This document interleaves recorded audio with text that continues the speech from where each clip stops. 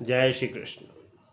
श्रीमद् भागवत महापुराण महात्म्य के तीसरे अध्याय का अति दूसरा चरण है।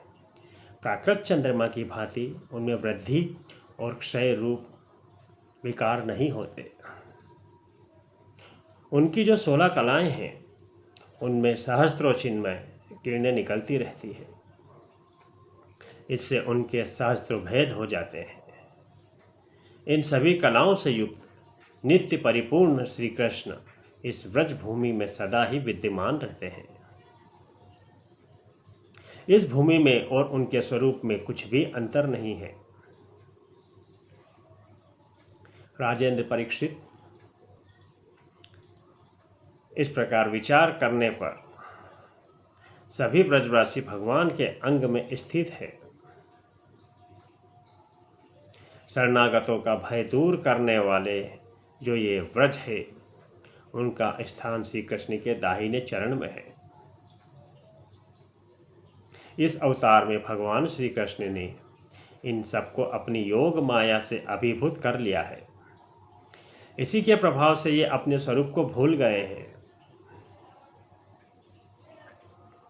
और इसी कारण सदा दुखी रहते हैं। यह बात निसंदेह ऐसी ही है। श्री कृष्ण का प्रकाश प्राप्त हुए बिना किसी को भी स्वरूप का बोध नहीं हो सकता। जीवों के अंतकरण में जो श्री कृष्ण तत्व का प्रकाश है उस पर सदा माया का पर्दा पड़ा रहता है। 28वें द्वापर के अंत में जब भगवान श्री कृष्ण स्वयं ही सामने प्रकट होकर अपनी माया का पर्दा उठा लेते हैं, उस समय जीवों को उनका प्रकाश प्राप्त होता है। किंतु अब तक वह समय तो बीत गया, इसलिए उनके प्रकाश की प्राप्ति के लिए अब दूसरा उपाय बतलाया जा रहा है। सुनो, 28वें द्वापर के अतिरिक्त समय में यदि कोई श्री कृष्ण तत्व का प्रकाश पाना चाहे तो उसे वह श्रीमद् भागवत से ही प्राप्त हो सकता है।